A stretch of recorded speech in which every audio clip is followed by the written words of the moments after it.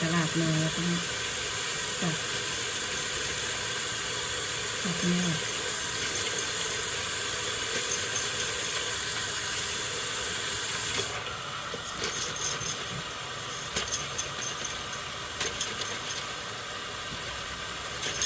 อุ๊ยโทรใส่โทรศัพท์เลย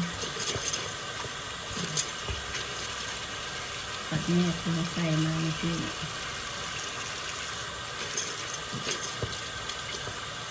ตัดแห้งๆเลยจ้ะ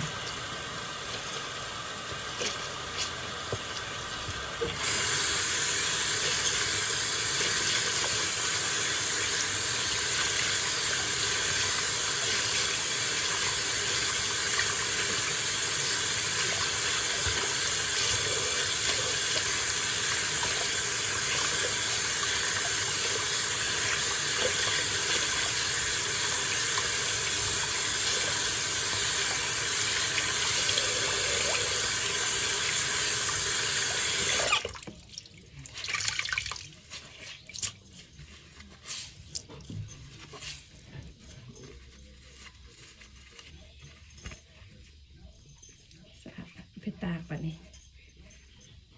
แม่ที่เขาใส่เมื่อกี้